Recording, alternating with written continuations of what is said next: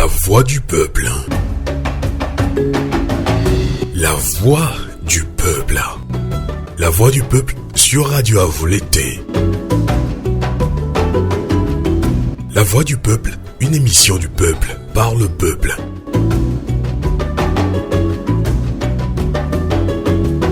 Le peuple s'exprime à travers des interviews, analyses et débats sur l'actualité politique et le développement.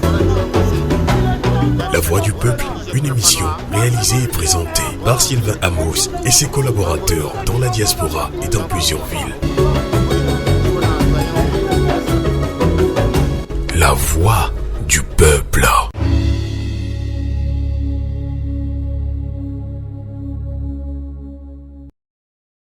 Eh bien, bonsoir Bamako, bonsoir Ouagadougou, bonsoir Niamey, Accra, Abidjan, bonsoir Guinée, Conakry, bonsoir à toute l'Afrique, bonsoir au peuple togolais, vaillant peuple togolais qui combat la plus vieille des dictatures en Afrique qu'est le Togo. Bienvenue donc dans votre émission La Voix du Peuple avec Radio Canal K et Radio Avou l'été dans sa version TikTok Live. À l'occasion de la 66e section ordinaire de la conférence des chefs d'État et de gouvernement de la CEDEAO, Communauté économique des États de l'Afrique de l'Ouest, tournons la page. Wedmos, Africa Jum ont organisé un panel sur la thématique de la limitation des mandats présidentiels le 13 décembre à Abuja au Nigeria. Selon ces organisations, la CEDEAO et l'Union africaine constituent l'un des derniers recours contre les velléités de maintien au pouvoir de certains dirigeants africains, notamment par le biais des manipulations constitutionnelles et de fraude électorale. Et nous lançons ce soir ce débat avec vous, mais également avec nos invités ou bien nos invités qui sont en ligne en direct depuis Lomé. Et plus tard, va nous rejoindre depuis le Canada aussi, un de nos invités. Nous lançons ce débat citoyen. Comment l'institution compte-t-elle faire prospérer dans ses États membres les dispositions de son protocole additionnel sur la limitation de mandats présidentiels ainsi que sur la bonne gouvernance et la démocratie? Notre invité, je l'avais annoncé tout à l'heure, professeur David Ekwe-Dossé, bonsoir. Amos, bonsoir. Comment allez-vous? Oui, ça va, merci. J'en profite pour saluer tous ceux qui sont connectés avec nous ce soir. D'accord, merci de votre disponibilité. Je l'ai dit, merci toujours et toujours, vous êtes toujours là, merci. Je rappelle que vous êtes premier porte-parole du Front citoyen Togo Debout qui est membre de Tournons la page. Et tout à l'heure, en introduction, j'ai parlé de ce panel que vous avez organisé en collaboration avec d'autres organisations de la sous-région ouest-africaine, un panel sur justement la limitation de mandat présidentiel. Alors dites-nous pourquoi, lorsque les peuples de la sous-région ouest-africaine se désolidarisent de la CEDEAO, parce qu'on ne tend pas vers la CEDEAO des peuples, on pense que ce sont des chefs d'État qui se sont constitués en syndicat de chefs d'État. Mais vous, il semble que vous leur faites toujours confiance, professeur David Ekwe-Dossé. Pourquoi? Merci Amos. En fait, il ne s'agit pas de faire confiance, de ne pas faire confiance. D'accord. Je pense qu'il s'agit d'analyser une situation et d'en tirer ensuite les conséquences. Alors la situation, c'est laquelle? Nous faisons partie d'un espace communautaire dirigé par une institution multinationale qu'est la CEDEAO. La CEDEAO, depuis 2001, a mis en place un protocole sur la démocratie et la bonne gouvernance, et dans ce protocole sont inscrits un certain nombre d'éléments qui servent à une convergence constitutionnelle. Autrement dit, dans ce protocole, on a mis des éléments qui favorisent justement la démocratie, les libertés fondamentales, les élections claires, transparentes, honnêtes, etc., etc. Autant de valeurs que nous défendons en tant que citoyens du Togo ou en tant que citoyens ouest-africains. Alors, sachant que ce document existe et sachant que cette institution a voulu en 2015 puis en 2022 renforcer et consolider la démocratie.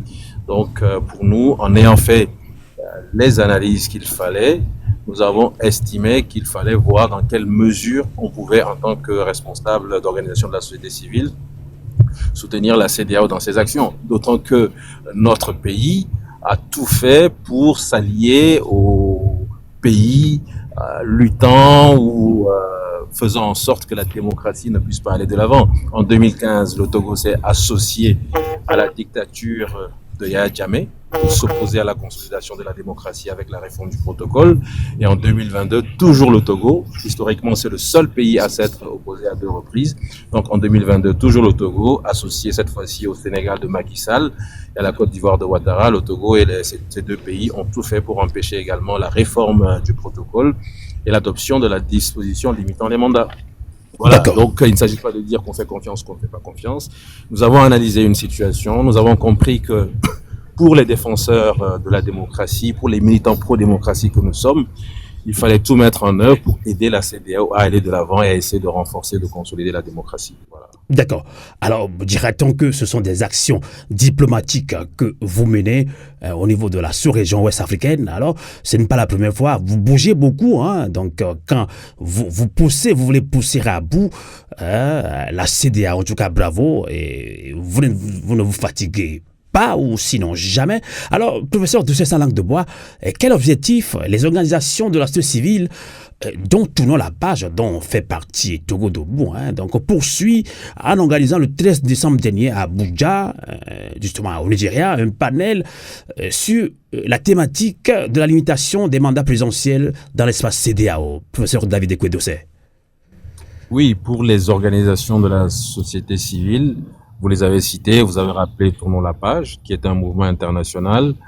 Vous avez rappelé qu'il y avait également Vademos, qui est un réseau ouest-africain d'organisations citoyennes engagées dans la lutte pour la démocratie. Et il y avait aussi le think tank Africa Jom Center du doyen Alioune Tine du Sénégal.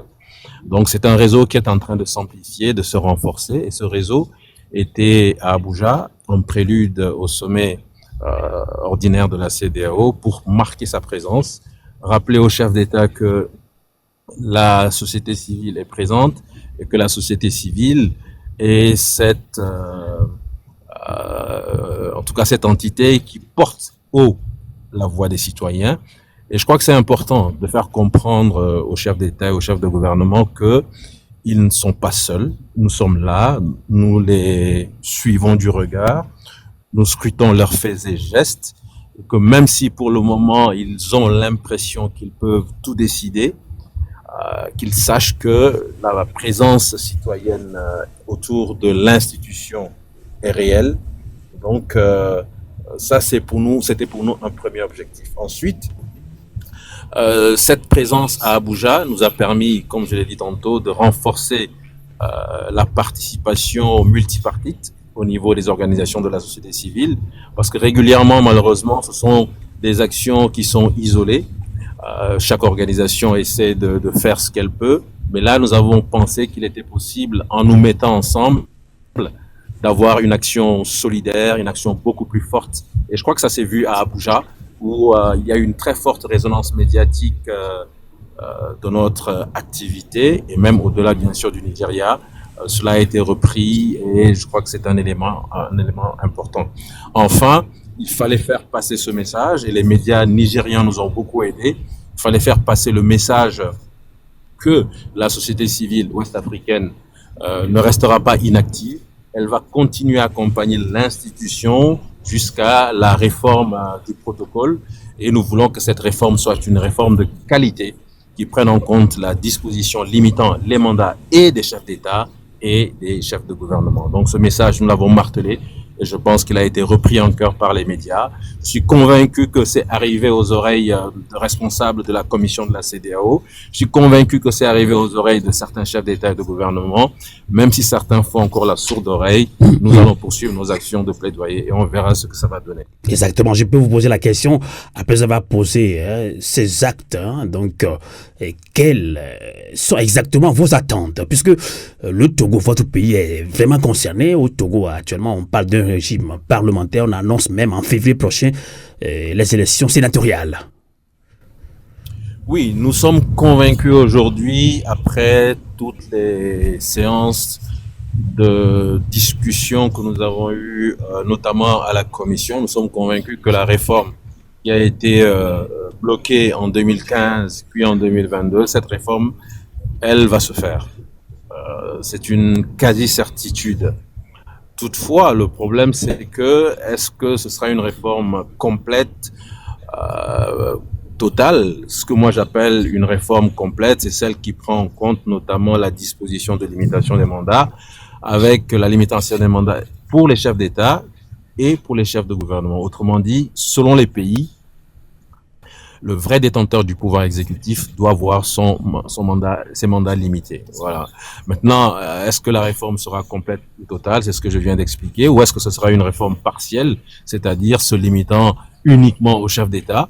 Ce que nous trouvons totalement incohérent, puisque l'organe suprême de la CEDEAO, c'est la conférence des chefs d'État et de gouvernement. On n'a pas dit simplement la conférence des chefs d'État, on a dit la conférence des chefs d'État et de gouvernement. C'est qu'on a compris que selon les pays, le pouvoir exécutif est soit entre les mains du chef de l'État, soit entre les mains du chef du gouvernement. Et donc, si on veut rester cohérent, si on décide de limiter les mandats, selon les pays, ça pourrait être une limitation des mandats du chef de l'État ou une limitation des mandats du chef de gouvernement, c'est-à-dire de la personne détentrice du véritable pouvoir exécutif. Et là, nous avons le sentiment que certains pays ont des exigences, c'est ce qu'on nous avait dit à la CEDEAO, à la Commission, en juillet. Parmi ces pays, nous savons que le Togo a des exigences, on nous l'a dit clairement. Et quand on analyse la situation, on peut imaginer quelles sont les exigences du régime togolais aujourd'hui. C'est que cette réforme ne soit pas une réforme de qualité, que ce soit une réforme partielle, limitant peut-être les mandats du chef de l'État, mais ne touchant pas au mandat du chef du gouvernement, du président du Conseil des ministres. Et cela est inacceptable. Et ça dit que le Togo menace de quitter la CEDEAO. Alors, je n'irai pas jusque-là, mais c'est sûr que le Togo doit avoir peut-être des moyens de pression. La CEDEAO étant affaiblie aujourd'hui, ça arrange certains régimes, dont le nôtre certainement. Une CEDEAO forte pourrait peut-être imposer sa vision démocratique, mais une CEDEAO affaiblie sera à même de céder au chantage et à la pression de certains régimes comme celui du Togo. D'accord. Bon, vous l'avez dit, hein, est-ce que vous êtes vraiment satisfait des échanges avec ces personnalités de la CEDEAO, puisque vous appelez la CEDEAO à des réformes, hein, notamment l'adoption du principe de la limitation des mandats. Dites-nous concrètement, et sans langue de bois, quelles sont exactement les chances que vos doléances soient attendues, professeur Dessay? Je ne sais pas, je ne peux pas dire si ces chances sont de 10 sur 10 ou de 2 sur 10. Ce que je sais, c'est que nous devons travailler. Parce que malheureusement, ce que je constate, c'est que beaucoup restent les bras croisés, attendant que la CEDEAO prenne les bonnes décisions pour consolider et renforcer la démocratie, surtout au Togo. Cela ne se fera jamais. D'accord. Nous devons nous imposer. Nous devons faire du plaidoyer. Nous devons rencontrer des gens. Nous devons expliquer des situations. Et je vous assure que le travail explicatif porte ses fruits. Parce que lorsque vous expliquez une situation à la longue, vous vous rendez compte que vous arrivez à faire bouger certaines lignes, au moins dans l'esprit des gens. Quand vous expliquez que une limitation des mandats présidentiels à ce jour à la CEDEAO constitue quelque chose de délétère, c'est une faiblesse que l'on inscrit dans l'institution et vous donnez les raisons, les gens finissent par comprendre que effectivement, c'est peut-être la porte ouverte à toutes sortes de dérives. Supposons que la CEDEAO dise, à l'occasion des 50 ans de la CEDEAO, nous avons décidé de réformer le protocole. Nous allons mettre en place la limitation des mandats présidentiels, point. Je vous assure, demain, moi, je suis dictateur, je change de constitution, je dis, je n'ai plus de régime présidentiel, j'ai un régime parlementaire, je fais comme le Togo, je mets un exécutif à 2 têtes, un chef de l'État sans pouvoir, je limite son mandat et je dis, voilà, la nouvelle constitution que j'ai mise en place respecte la disposition de limitation des mandats présidentiels telle que est dictée par la CEDEAO. Mais à côté, je veille à confier tous les pouvoirs à un Premier ministre et je dis que je suis Premier ministre chef du gouvernement et je n'ai pas de limitation de mandat. Donc voilà la vraie situation. Et quand vous expliquez ça aux gens, vous vous rendez compte que vous avez touché quelque chose parce que les gens n'ont pas d'argument à vous opposer. Vous voyez? Donc c'est un travail à faire de façon inlassable. Il faut aller retourner, réexpliquer, présenter ses arguments, en parler avec les médias et les médias reprennent. D'accord. C'est ça qu'on doit faire. Je ne dis pas, je ne garantis pas le succès, mais au moins on aura essayé. Plutôt que de rester là à attendre que la CEDEAO elle-même décide de poser des actes pour renforcer la démocratie. Et quand la CEDEAO ne le fait pas, parce qu'elle ne le fera jamais de façon naturelle, on sort en communiqué pour dénoncer la CEDEAO. Je pense que c'est la solution de facilité. Et personnellement, je ne suis pas de cet avis. En tout cas, merci de votre engagement, merci de votre détermination, puisque ces chefs d'État se sont constitués en syndicat de chefs d'État et ne veulent pas écouter le peuple parce qu'on parle de la CEDEAO des peuples. Jusque-là, on n'arrive pas. Donc, ça fait un moment que vous également, vous avez activé cette action diplomatique auprès des grandes personnalités de la CEDEAO. Donc, les chances sont quand même très, très minimes, mais on ne doit pas se décourager. Alors, d'autres pensent que on doit carrément les oublier et s'organiser nous-mêmes, nous, peuple africain, surtout togolais. Qu'en pensez-vous, professeur David Ekodossé? Personnellement, je pense que la lutte, c'est plusieurs axes stratégiques. Il ne s'agit pas de dire que la lutte va être menée à la CEDEAO et qu'on ne fait plus rien. Je pense que ça également, c'est une erreur. Mais en même temps qu'on travaille sur le volet national, sur la remobilisation nationale, qui constituait un des piliers prioritaires de la lutte aujourd'hui, je pense qu'il ne faut pas négliger la lutte à l'international. Et quand on parle de la lutte à l'international, bien sûr, la CEDEAO en fait partie. Il ne s'agit pas simplement également de la CEDEAO. Il y a des plaidoyers à mener ailleurs parce que, nous le savons, il y a quand même d'autres nations, d'autres puissances qui ont la possibilité d'influer d'une manière ou d'une autre la politique au Togo. Et donc, il faut agir sur tous ces leviers. Parfois, malheureusement, on n'a pas suffisamment de ressources, il faut le reconnaître, parce que pour faire du plaidoyer, il faut des ressources. Il faut des ressources financières, il faut pouvoir se déplacer, il faut des ressources humaines, il faut qu'il y ait des gens compétents, en mesure de faire des analyses, de produire des documents, de donner de la matière pour faire du plaidoyer, parce que faire du plaidoyer, c'est également convaincre les gens. Et vous voyez que ça demande du temps. Donc, dire qu'il faut travailler sur le Togo, je crois que c'est inéluctable, on est obligé de le faire. Mais au-delà de ça, il y a aussi un travail à faire à l'international et on ne doit pas le négliger. Tout à fait. On va revenir encore sur le Togo, mais vous qui venez de nous rejoindre dans ce débat citoyen TikTok Live avec Radio Canal, quelle radio a voulu coucouler. Nous parlons de la CEDEAO, bientôt 50 ans d'existence de la CEDEAO. Alors, est-ce que l'organisation compte-t-elle contraindre ses chefs d'État membres sur sa détermination d'imposer, ou bien, voilà, la limitation de mandat présidentiel, c'est de cela qu'il s'agit. Deuxième sujet, ce sera également ce grand hommage qu'on doit rendre à l'illustre disparu, le grand combattant, le grand homme, Papa Sylvanus Olympio. On doit fleurir sa tombe, on doit aller massivement à Agoué le 13 janvier prochain. Donc on va aussi en parler dans la deuxième partie. Tapoter, partager. Et si tu Nyamasadi, Lawson et Helou, Gonale, s'il m'entend, il peut faire la demande. Donc il est aussi notre deuxième invité, mais dans quelques minutes vous allez aussi avoir la parole et vous exprimez, vous pouvez poser des questions directement au professeur David Ekodossé qui est disponible à vous répondre également dans ce débat citoyen. Alors professeur David Ekodossé, on va quitter un petit peu le Togo, mais on va toujours rester dans la sous-région ouest africaine. On va parler de l'AES, Alliance des États du Sahel. Alors quel est vous, je sais que vous parlez beaucoup avec des hautes personnalités de la CEDEAO. Quelle est vraiment la vraie raison, d'après vous, de la décision des dirigeants de l'AES de sortir définitivement de la CEDEAO? Puisque la CEDEAO accorde encore un délai de 6 mois à ces derniers pour revenir sur leur décision. Professeur David Ekodossé. Alors, les vraies raisons, je ne sais pas si je les maîtrise. Ce que je peux dire, c'est que quand on suit la chronologie des faits, après le coup d'État au Niger en juillet 2023, il y a eu une situation où la CEDEAO a menacé d'intervenir militairement au Niger.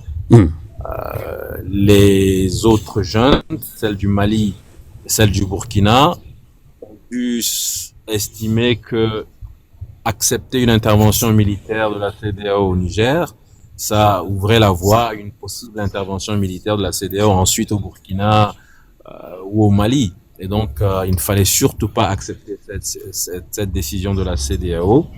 C'est ainsi que, en septembre, je crois, en septembre 2023, ces pays ont annoncé cette alliance sécuritaire.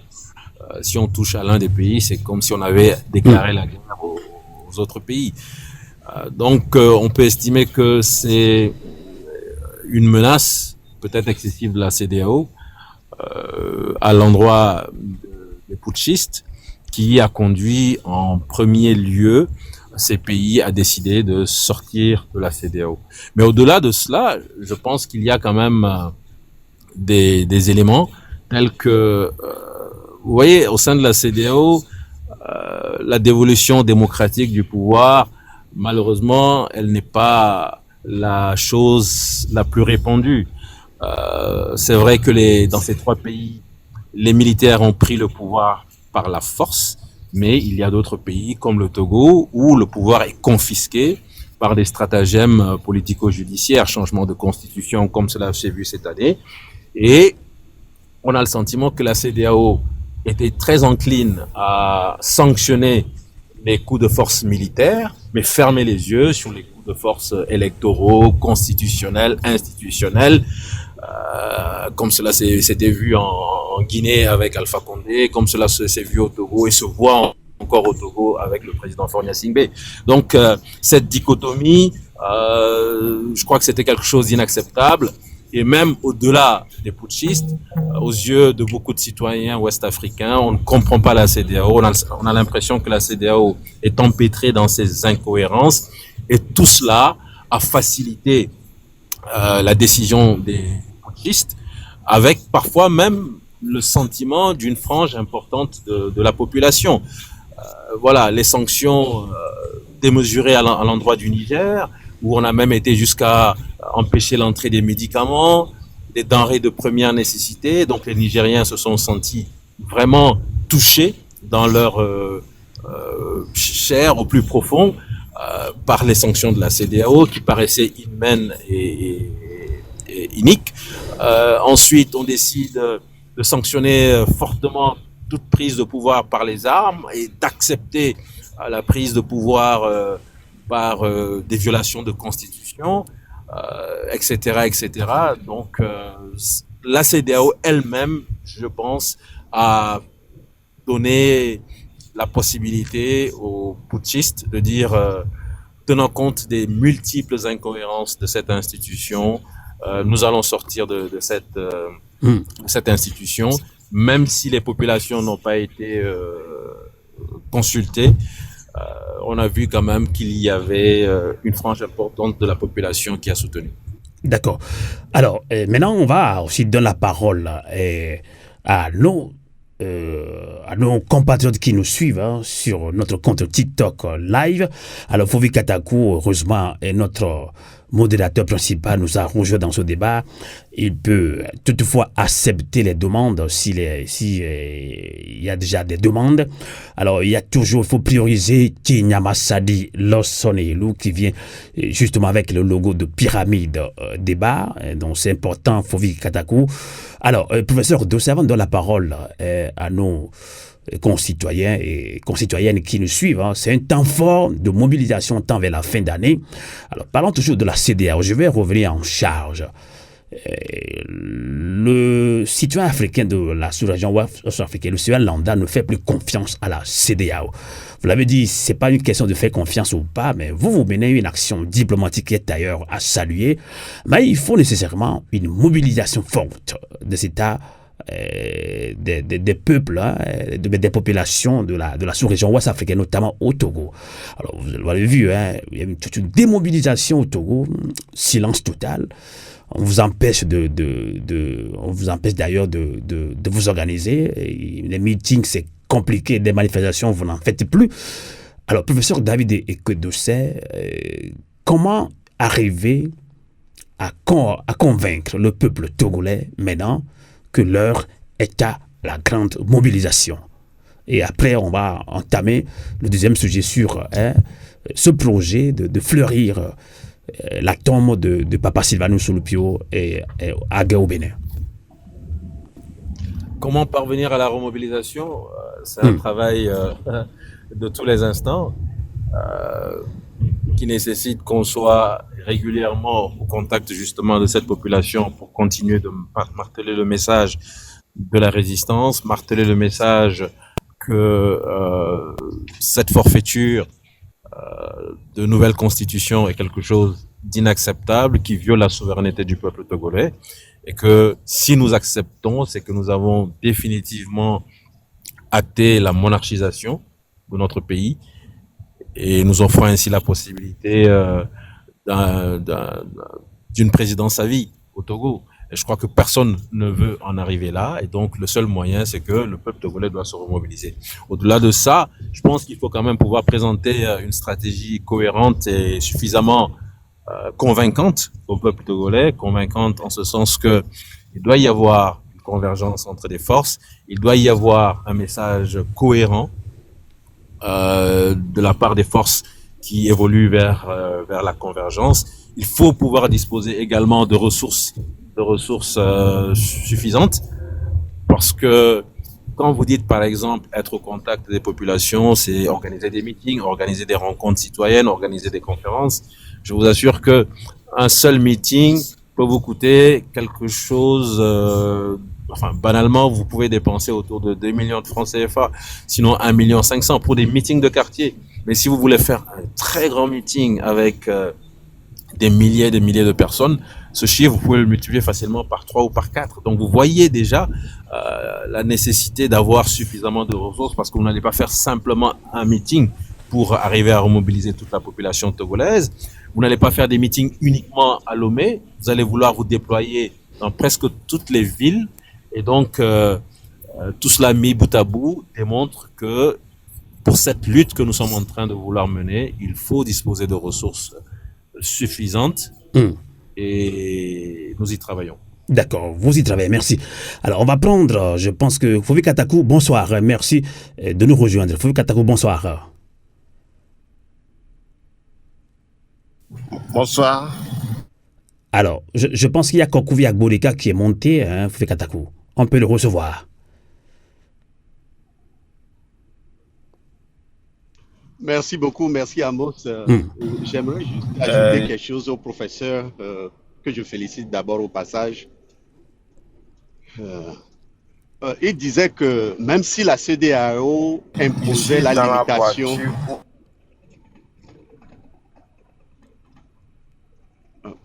Ah là là, est-ce que c'est... continuer?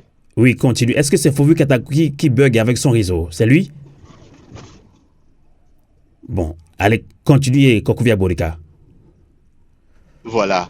Donc, si la CEDEAO imposait une limitation de mandat à tous les pays et que certains pays voudraient jouer le petit malin en contournant ce dispositif et changer leur constitution comme celle que propose Faure Gnassingbé aujourd'hui, j'aimerais dire que si la constitution votée par tous les pays membres ou bien un pays membre de la CEDEAO pour contourner une limitation de mandat au sein de l'espace reflétait exactement la volonté populaire dans ce pays, je pense qu'il n'y a pas de problème.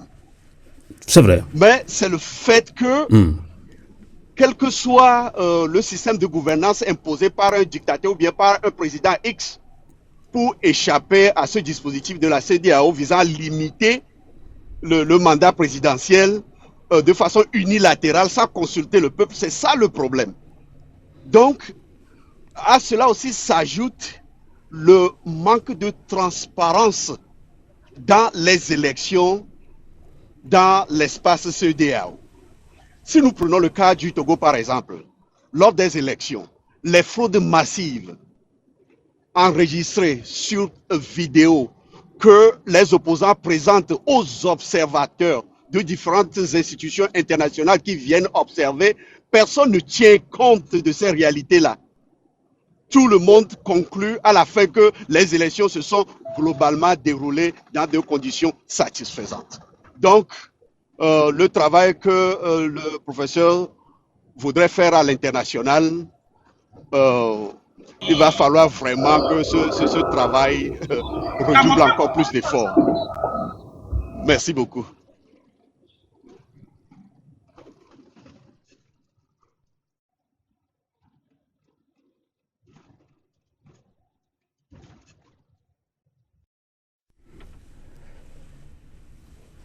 Professeur David Ekwodose, est-ce que vous m'avez suivi? Est-ce que la question peut être posée apparemment, vous avez suivi Kokou Abourika, sa réaction?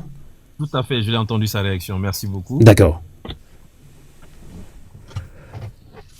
Oui, alors oui, je pense qu'il y avait dans son intervention la question des élections. La question des élections nécessitant de la part de la communauté internationale plus d'interventions véridiques, parce qu'effectivement la communauté internationale a tendance à valider les résultats tels qu'exprimés par le dictateur. Je crois qu'il a vraiment raison. Il a aussi exprimé le fait que si au moins les changements de constitution étaient soutenus par la volonté populaire, ça pourrait être accepté, mais généralement ce n'est pas le cas. Ce sont des dictateurs qui changent les constitutions, qui manipulent les constitutions pour se maintenir au pouvoir. En tout cas, moi, ce que je peux dire, c'est qu'il y a vraiment ce travail de plaidoyer qu'il faut faire à l'international. D'aucuns ont estimé qu'il valait mieux se pencher sur les questions électorales, se battre pour que les élections soient transparentes dans les pays, avant de revenir sur la question de limitation de mandat. Personnellement, je pense qu'il est plus facile, si on se tient compte de l'espace communautaire ouest-africain, il est plus facile peut-être aujourd'hui de marteler le message de limitation des mandats, puisqu'il y a déjà eu une velléité de réforme en 2015. Cette velléité de réforme est intervenue de nouveau en 2022. Donc, après 2 tentatives, nous pensons qu'il est peut-être plus simple de pousser à ce niveau et d'insister pour que la limitation des mandats soit réelle, mais que ce soit une limitation de qualité. Je l'avais expliqué, une limitation qui tienne compte et des chefs d'État et des chefs de gouvernement. Et là, ça permet vraiment de cadrer les velléités de confiscation, de perpétuation du pouvoir. Donc, je suis d'accord avec lui, en fait. Je pense qu'il n'a pas posé de questions. Il a estimé qu'il fallait faire un travail d'envergure en termes de plaidoyer. Je suis d'accord avec lui. Il ne faut pas occulter la question des élections. Je suis d'accord avec lui. Je pense qu'en début d'année prochaine, au Nigeria, il y aura une rencontre citoyenne justement sur les questions électorales. Comment faire en sorte que on puisse aider à mettre en œuvre des élections un peu plus crédibles. Parce que si vous voyez ce qui s'est passé au Togo avec les élections législatives, vous comprenez que les processus électoraux ne sont vraiment pas crédibles. Alors, professeur, bon, le réseau flotte un petit peu chez vous, mais je pense que je vous entends maintenant. Alors, toute action que vous menez jusque-là, on pourrait résumer ça à... Voilà, ce sont des actions diplomatiques, mais quand on parle du cas togolais, le Togolais pense que la diplomatie n'est plus de mise, quoi. Donc ça c'est fini. Donc il faut aller dans une grande mobilisation, aller vers un soulèvement populaire. C'est pour cela, qui va mobiliser, quel leader? C'est la question qui se pose depuis quelque temps. Je pense que vous en êtes conscient, professeur David Ekwodose. Alors, on va parler maintenant de mobilisation. Les partis politiques, entre guillemets, n'arrivent plus à mobiliser, la société civile également. quelle raison le peuple togolais se sent fatigué ou pas, désabusé, résignation totale, on ne peut pas le dire, mais depuis quelque temps, vous le savez, hein, surtout sur les réseaux sociaux, il y a toute une mobilisation qui se fait sur les réseaux sociaux. On veut aller vers une mobilisation populaire, un soulèvement populaire, dira-t-on une révolution. Alors, Papa Sylvanus Olympio, père de la nation togolaise, pourrait également nous servir d'exemple. Si on se souvient de lui, de son combat, de son engagement pour le Togo, pour l'Afrique. C'est pour cela que je remercie mon grand frère, cher ami Kodjo Eli Kodjo Mabli, que vous connaissez très bien. Il a dit non, nous devons aller encore une fois fleurir la tombe de Papa Sylvanus Olympio le 13 janvier prochain, mais nous ne devons pas y aller à 2, 3, 4, 5 personnes, mais nous devons aller massivement. Ça doit être une action de tous les Togolais. Comment est-ce que vous percevez cette action, professeur Dossé, parce que vous l'avez déjà fait? Oui, effectivement, depuis 2 ans, pour moi, c'est devenu une tradition. Je dois dire depuis seulement 2 ans, parce que la première fois que je m'y suis rendu, j'en discutais avec quelqu'un dernièrement, j'ai ressenti comme un sentiment d'ingratitude et de manque de reconnaissance vis-à-vis de cet homme illustre qui a consenti le sacrifice ultime pour sa nation. Il a versé son sang pour son pays et je pense que nous n'avons pas suffisamment été reconnaissants par rapport à ce sacrifice. Donc je disais qu'il y a 2 ans, j'ai été surpris de voir la tombe du père de l'indépendance, du père de la nation togolaise, en dehors des frontières du Togo, dans un tout petit cimetière, presque anonyme. Et j'ai compris qu'il y avait quelque chose qui avait manqué dans toutes les actions que nous étions en train de mener. Et donc, nous sommes retournés l'année dernière et nous comptons certainement, si Dieu le veut en tout cas, y retourner encore en 2000, enfin je disais l'année dernière, c'était plutôt cette année, en 2024. Et nous espérons y retourner l'année prochaine en 2025 et continuer ainsi de témoigner notre petite reconnaissance à Papa Sylvanus Olympio. Et je remercie Elliot d'avoir lancé cette initiative qui permet peut-être de faire quelque chose de plus grande envergure et de témoigner davantage la reconnaissance de ses fils et de ses petits-fils à l'endroit de cet homme illustre. Il faut que nous y allions massivement pour dire à l'ensemble du monde que cet homme qui était un visionnaire, qui avait une vision pour son pays et qui avait déjà commencé à planifier un certain nombre de choses, fauché par ce bras certainement manipulé par les puissances coloniales, les puissances étrangères. Cet homme, en tout cas, sa vision demeure, sa vision est éternelle, que nous allons, à un moment donné, nous recueillir sur sa tombe afin de nous inspirer davantage de ce combat qu'il a voulu mener pour le Togo. En tout cas, vous saluez déjà cette action. Et professeur Dossé, pour continuer avec vous, je vous conseillerais de mettre votre téléphone sous silence. Donc, au silence, quand vous recevez des appels ou bien des messages, ça pourrait pas vous gêner comme cela se fait actuellement. Donc, ce serait bien pour nous tous. Donc, mettez-le sous silence. Ce serait bien. Même pas vibrer. Sous silence, c'est bien. Alors, merci de votre fidélité. Merci de votre engagement. D'apporter, partager. Je pense que je vois 10 euros. 10 euros. Bonsoir. S'il vous plaît, fermez votre micro. Si vous ne le fermez pas, franchement, moi, je vais le fermer. Je vais vous descendre rapidement que possible. Je vous en prie, parce que vous connaissez mieux le fonctionnement de TikTok mieux que moi. Parce que moi, je suis très nouveau. Radio Volonté est très nouveau. Elle est nouvelle sur TikTok Live. Franchement, fermez vos micros, s'il vous plaît. Alors, 10 euros, bonsoir. Alors, je ne sais pas si Disseroy est toujours là. Kokou Agbolika, est-ce que vous avez une question sur cette action dont nous parlons? Depuis quelque temps, ni les partis politiques, ni la société civile n'arrivent plus à mobiliser le peuple togolais, un peuple désabusé, résignation totale, parle-t-on. Mais quand on pense au grand homme Sylvanus Olympio, on pourrait relancer ce combat. Kokou Agbolika.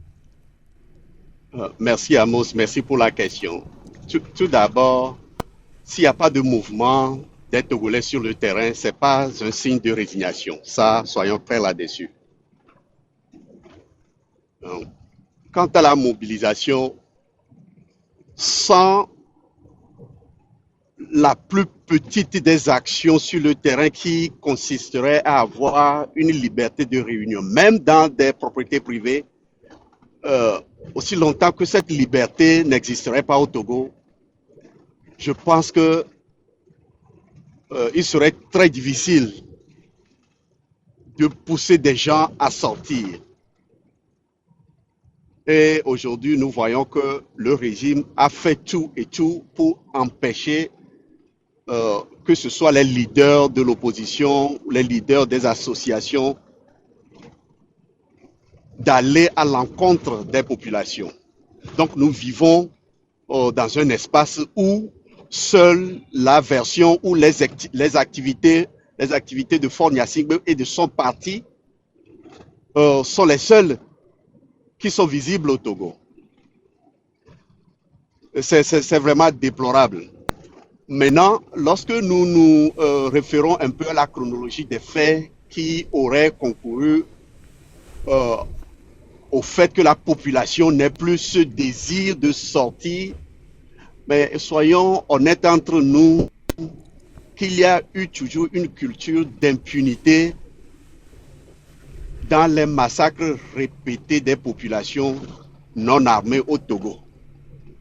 Est-ce que vous voyez? D'accord. Et je voudrais mettre l'accent sur une petite chose, Amos, si vous permettez. Si la population sort et qu'à chaque fois elle se fait réprimer, et que même lorsque les rapports des organisations internationales des droits de l'homme arrivent à établir une conclusion impliquant la responsabilité directe de l'armée togolaise, nous ne cessons d'écouter ce langage que je vais répéter, disant ceci: c'est seulement le fait des éléments non contrôlés. Il va falloir que nous prêtions attention à ce langage. Donc, depuis le 5 octobre 2010, en passant par le fléau Jardin, en passant par l'attaque de la primature, vous parlez de 5 octobre 90. Jusqu'en 2005.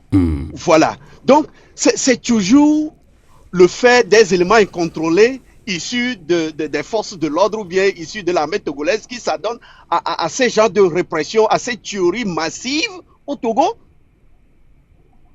Est-ce que vous comprenez? Donc, c'est grave que l'armée togolaise, à chaque fois, vienne tenir ce genre de discours, que c'est seulement le fait des éléments incontrôlés. Donc, la population, maintenant, se voit que non, ben, comme les éléments incontrôlés viennent toujours de l'armée togolaise qui les tue en toute impunité, bon là, les gens ont peur de sortir pour aller manifester.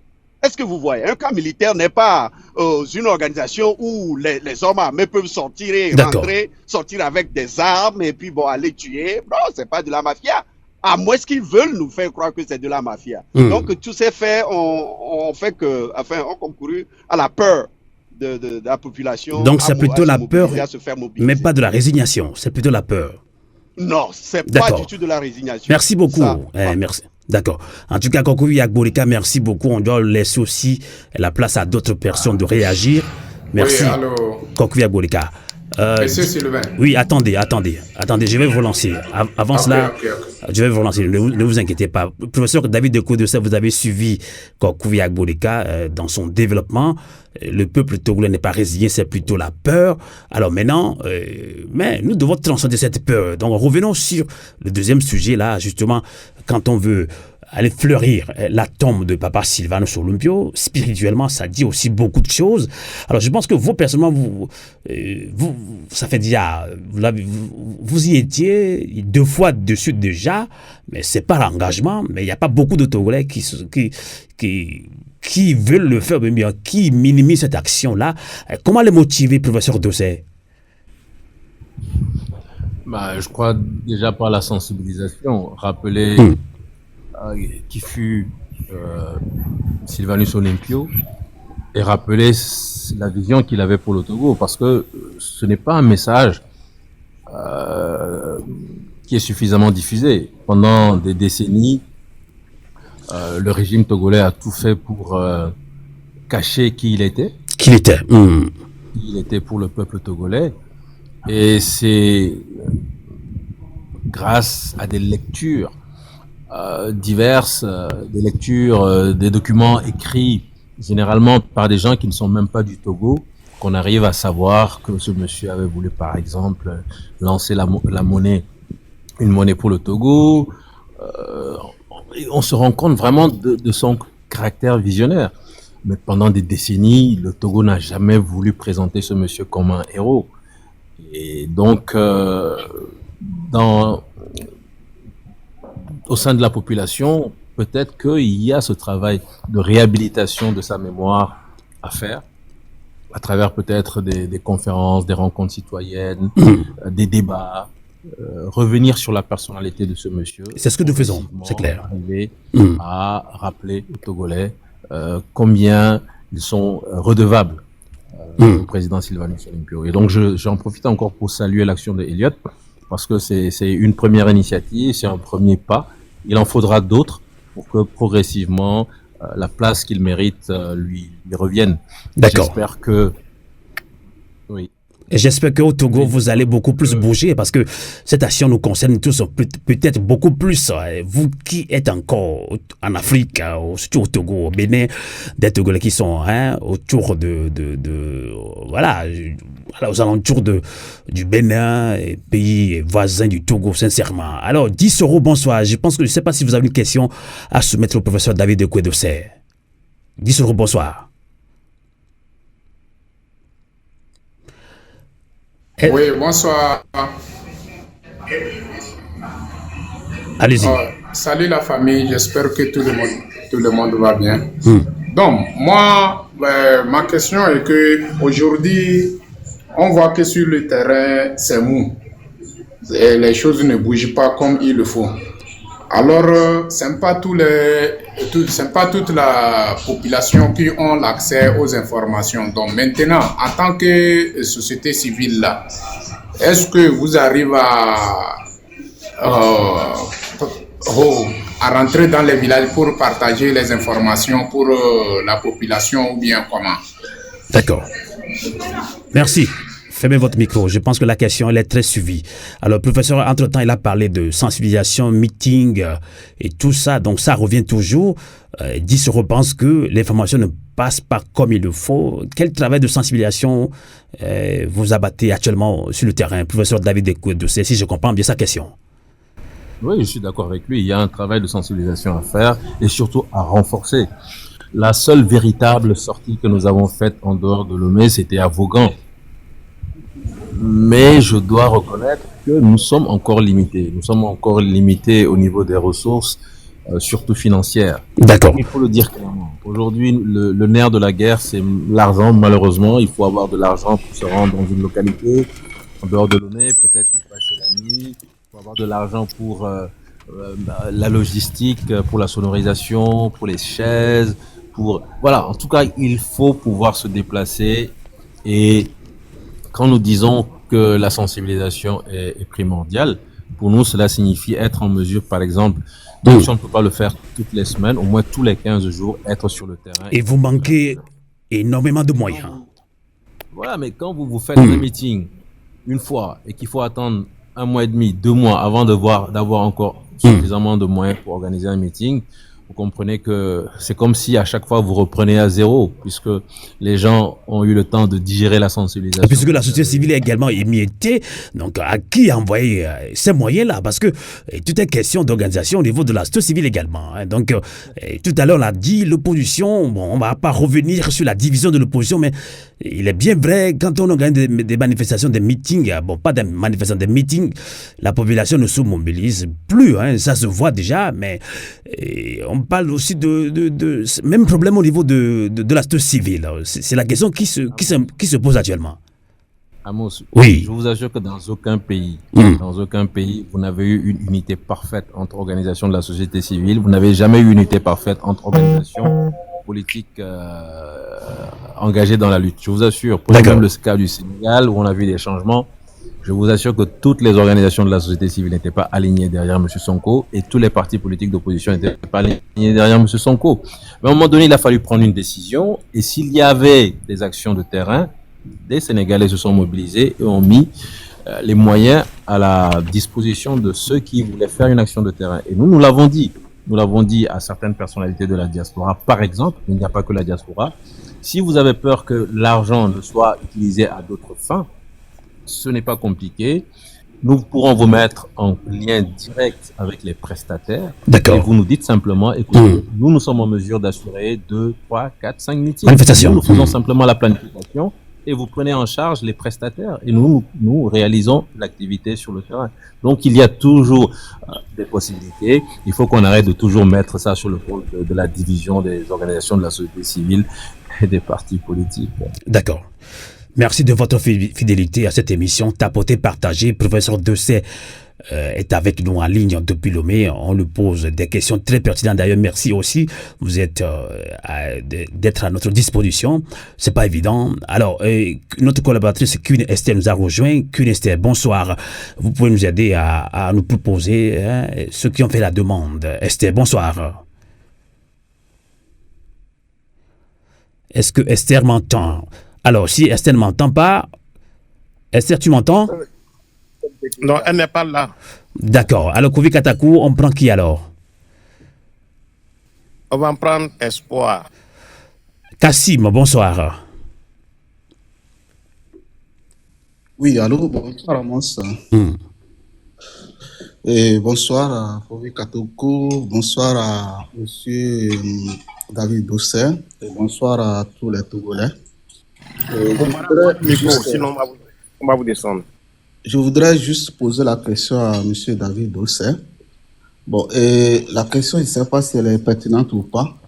Pourquoi, étant donné que tout le monde apprécie nos dirigeants comme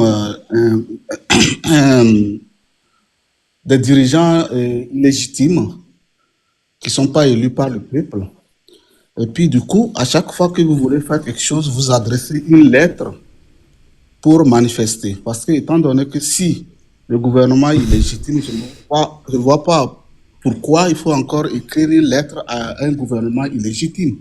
Et donc, vous voulez aller à une désobéissance civile alors, c'est ça? Ben oui, au fait, je ne sais pas pourquoi ils écrivent. Oui, c'est la question directe, c'est ça?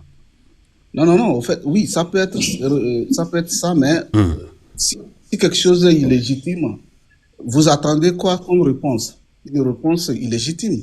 Donc, je ne sais pas pourquoi il faut écrire une lettre à ça, à eux, pour leur demander encore à manifester.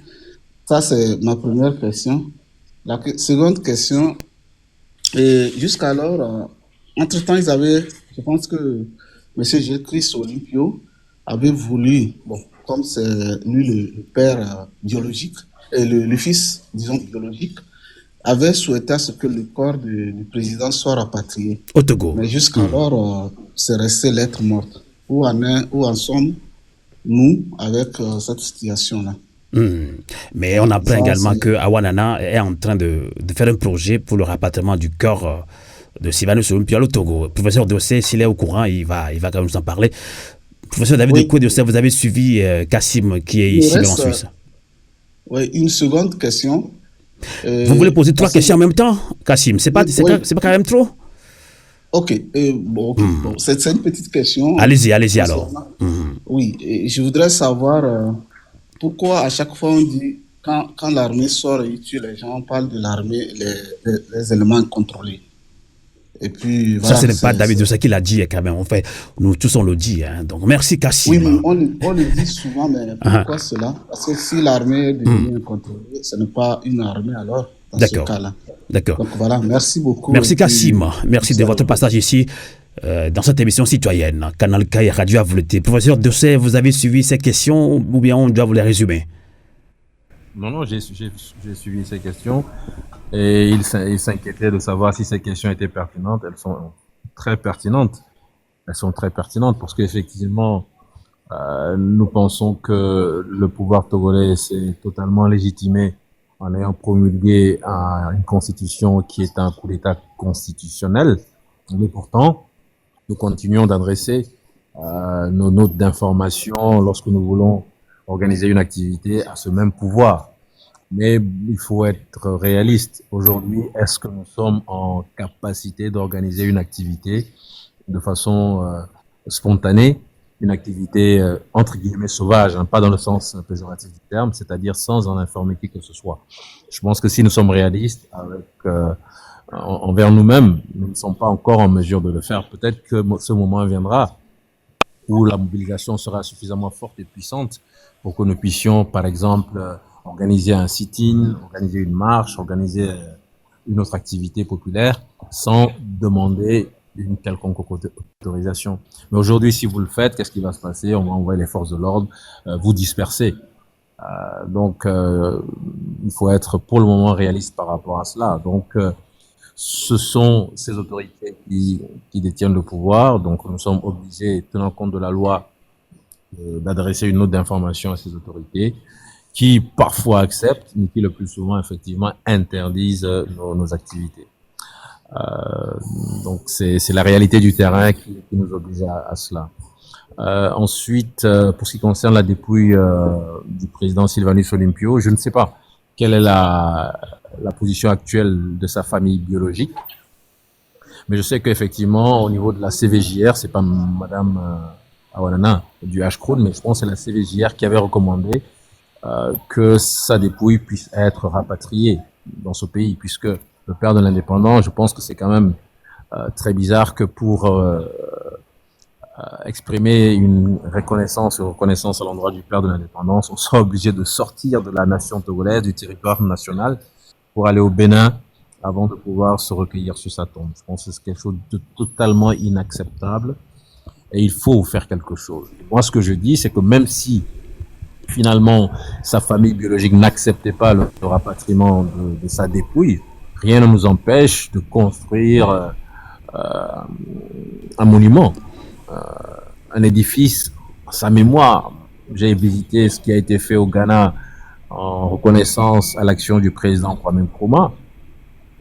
On n'est pas forcément obligé de mettre son tombeau au Togo avant de pouvoir avoir ce lieu de recueillement où on va rappeler ses actions, mettre des photos, expliquer ce qu'il a fait, les grands voyages qu'il a eu à faire, les grandes interventions qu'il a eu à faire au niveau international. Je pense qu'il y a suffisamment matière à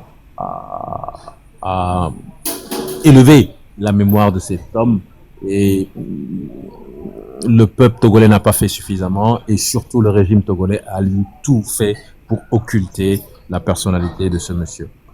Je crois qu'il y avait une troisième question. Tu peux me la rappeler, Amos, s'il te plaît? Sur l'armée. Hein. Quand le peuple sort, c'est l'armée qui tire à balles réelles sur le peuple togolais. Là. Tout le temps, on parle d'éléments incontrôlés. Voilà.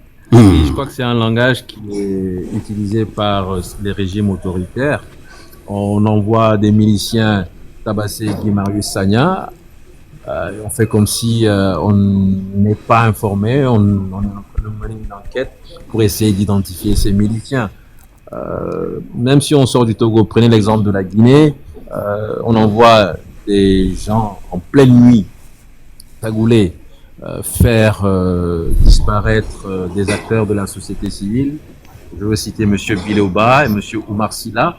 Et le lendemain, c'est le ministre de la Justice qui vient dire que non, il n'est pas informé, que l'État n'a rien à voir. Mais quel est ce pays où on peut se permettre d'envoyer des hommes en pleine nuit dans une maison, enlever des gens en uniforme, bien sûr, enlever des gens et venir ensuite dire que l'État n'est pas informé. Donc ce sont des éléments incontrôlés, c'est le terme malheureusement régulièrement utilisé lorsqu'on ne veut pas assumer des actes qui ne sont pas des actes de valeur. Ce sont des actes répréhensibles, mais qu'on ne veut pas assumer, et c'est souvent le cas malheureusement dans les régimes autocratiques. Merci, professeur David Ekwedossé. Avant de relancer d'autres intervenants qui ont fait la demande, merci à Thé Lossonelou, Nyamasadi, Fume, Gonale. Le nom est tellement compliqué, mais a toute une signification. Bonsoir, Thé. Votre micro, Thé. Bonsoir. Bonsoir, Amos. Bonsoir à toute ton équipe. Je salue avec des parents, David Dossé. Merci à toute ton équipe. Je salue Fovi Katako. Merci pour cette invitation. C'est toujours un plaisir d'être sur votre plateau. Le nom, c'est Hefume Gonale. Hefume Gonale. Donc c'est compliqué pour nous, mais on va y arriver. On va. Tu nous encourages. Bien sûr. Hefume Gonale. Moi, je comprends bien. Mais quand on va le franciser, c'est bien compliqué. Merci, Tché. Merci, Tché. Hefume Gonale. Je comprends bien ça. Donc, vous venez de prendre le train en marche dans ce débat citoyen, mais on va quand même aller. Vous êtes un de nos invités également, Thé Lossonelou. Le premier thème était quand même 50 ans bientôt de la CEDEAO. Et comment l'institution compte-t-elle faire prospérer dans ses États membres les dispositions de son protocole additionnel sur la limitation de mandats présidentiels ainsi que sur la bonne gouvernance et la démocratie. C'était le débat. Donc, votre réaction. Avant de continuer, donc, Fovi Katakou et Queen Esther, je vous en prie, maîtrisez ceux qui font la demande, s'il vous plaît. Merci. Tiens, allez-y. Je voudrais tout d'abord saluer le professeur Dossé, David Dossé, pour le travail absolument formidable qu'il fait pour le Togo. Son engagement, son esprit de sacrifice, en tout cas, force notre admiration. Il y a très peu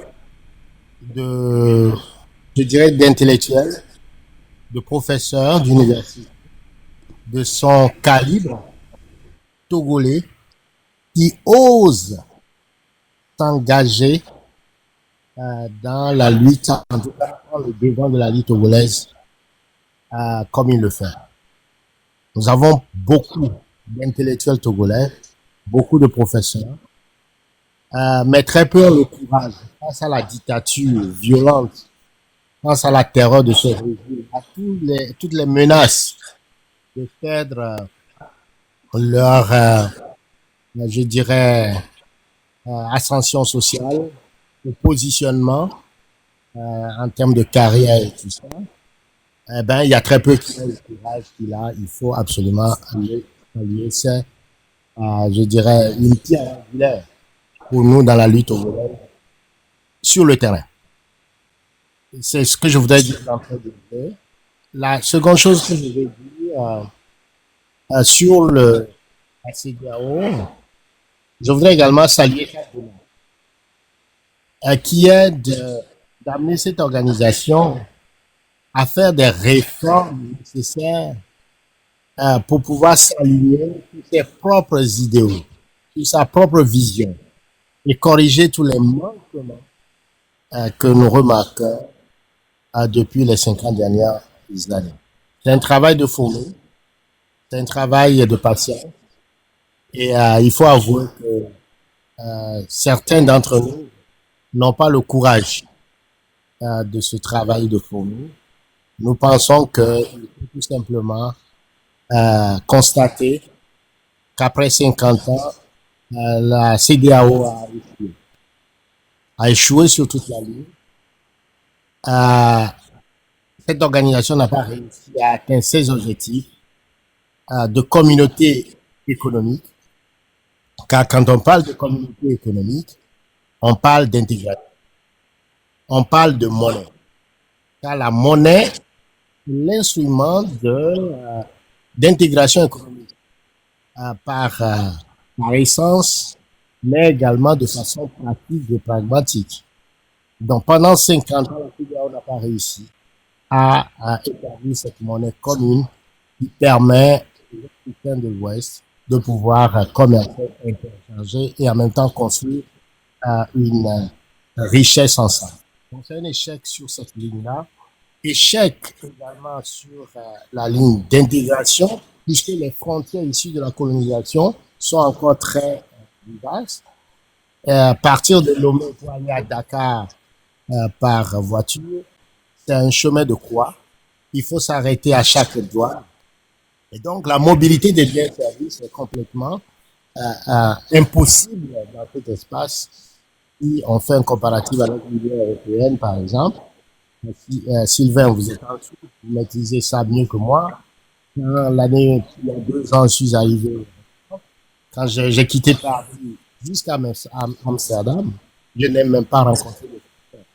Donc, vous voyez, on n'est pas capable, nous, Africains, de pouvoir mettre en place ces En tout cas, je ne sais instruments. pas pourquoi votre réseau fait du va-et-vient quand même. Hein. Je ne sais pas si c'est vous qui bougez un petit peu par rapport à votre téléphone, mais ça fait du va-et-vient quand même. Allez-y. Ok, je vais essayer peut-être de stabiliser le téléphone. Est-ce que ça va mieux? Allez-y maintenant. Ok. Alors, je disais que sur le plan de la monnaie, c'est un échec cuisant. Pendant 50 ans, la CEDEAO n'a pas réussi à se doter de cet instrument d'intégration économique. Sur le plan des frontières, c'est-à-dire la mobilité des biens et des services, là aussi c'est un échec cuisant, même si la CEDEAO dispose aujourd'hui d'un visa, c'est toujours une difficulté, un problème des montagnes russes. Si un Togolais devait se déplacer pour aller à Dakar par la route, c'est toutes sortes d'embûches, toutes sortes d'obstacles douaniers et qui ne favorisent pas la mobilité des biens et des personnes. Alors, je faisais un parallèle avec l'Union européenne, par exemple. Je disais que, Sylvain, tu es en Suisse, tu maîtrises mieux que ça que moi. Quand j'étais en visite en Europe il y a 2 ans, eh ben, de Paris jusqu'à Amsterdam, je ne savais même pas que je quittais un pays pour entrer dans un autre. Alors, pourquoi les Africains de l'Union, après 50 ans, n'est-ce pas, de vivre ensemble, où ils se sont assignés un certain nombre d'objectifs, notamment l'intégration de la région, n'a pas pu justement atteindre ces objectifs. Voilà, donc la CEDEAO, dans sa crise de cinquantenaire, a échoué sur toute l'année. Entre-temps, elle a déplacé ses objectifs du plan économique sur le plan politique. Là aussi, Amos, on constate que c'est aussi un échec également sur toute la ligne, un échec cuisant. Toutes les crises que la région a secoué la région, la CEDEAO est capable peut-être de les prévenir, encore de l'endiguer. Je pense à la rébellion, à la guerre fratricide de Libéria, en Sierra Leone, par exemple, la rébellion en Côte d'Ivoire, eh ben, où les pays même de la CEDEAO étaient impliqués, notamment le Burkina Faso. D'accord.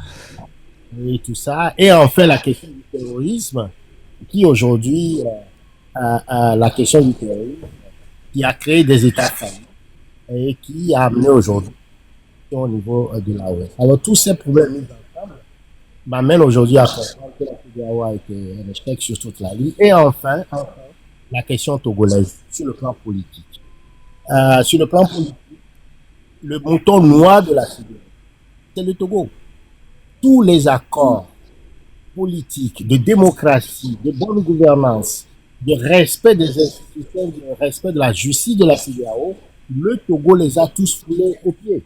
Le Togo est un pays voyou dans la CEDEAO. Mais c'est la question qu'on se pose d'ailleurs. Donc, vous avez fait un long développement qui est quand même intéressant.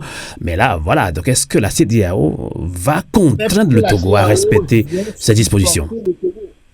La CEDEAO vient supporter, appuyer le Togo dans ces moments de violation des droits de l'homme, Mais voilà. de non-respect justement des principes même de la CEDEAO. En 2005, c'était le président Tandja qui a conduit une délégation qui a appuyé le changement constitutionnel, le triple coup d'État au Togo.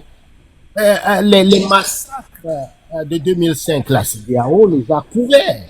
Vous voyez, la CEDEAO est revenue en 2007, pousser l'opposition à aller aux élections législatives pour casser la dynamique du peuple togolais pour l'alternance et les changements. Cette même CEDEAO est revenue en 2017 pousser la C14 à accepter le dîner, comment on l'appelle, les accords de dupes, et qui a encore précipité les positions. Ça a été l'échec complètement de la révolution du peuple togolais. Et donc, vous comprenez que la CEDEAO est en même temps cette mafia qui vient appuyer le Togo voyou, qui jette aux gémonies, aux orties. On comprend votre indignation. Il me semble aujourd'hui que les 50 ans de la CEDEAO, on le prévoit au Togo, alors que voilà, le Togo vient encore de donner un gifle à l'ensemble de l'Afrique à la CEDEAO en braquant la constitution togolaise, en arrachant au Togolais la possibilité de pouvoir voter, de pouvoir choisir leurs dirigeants. Et donc, il me semble que CEDEAO-là, il faut lui donner le dernier coup au cercueil et changer de paradigme ou inventer une autre organisation pour pouvoir rassembler les Africains de l'Ouest, me semble-t-il. D'accord. En tout cas, votre avis est partagé par beaucoup d'Africains, de Togolais. Ouais. Quand on parle de beaucoup d'Africains, surtout de la sous-région ouest africaine, mais on doit toujours continuer les plaidoyers, les actions diplomatiques menées donc par le professeur David Ekwit, de ce qui est aussi conscient que nous devons aussi nous mobiliser. En tout cas, Thierry, lorsqu'on est resté encore avec nous, avant de relancer le professeur David Ekoudosé, je vois qu'il y a toujours Kokovi Agbolika. On vous donne encore 2 minutes pour réagir, le temps de laisser la place aussi à d'autres intervenants. Kokovi Agbolika, allez-y. D'accord, merci beaucoup Amos. Merci beaucoup à Lawson Hello pour son développement. Sur cette histoire de la CEDEAO, tout le monde est d'accord et unanime que la CEDEAO, au lieu de privilégier l'intégration des populations, c'est-à-dire l'intégration des peuples, elle a plutôt privilégié l'intégration des présidents. Donc là, il n'y a pas de débat là-dessus. Ça, c'est un fait. Voilà. J'aimerais faire une petite suggestion au professeur David Dossé et à Folie Katakou, eux qui sont sur le terrain pour relancer la mobilisation. Partant de ce que disait le professeur, des moyens financiers qui font défaut.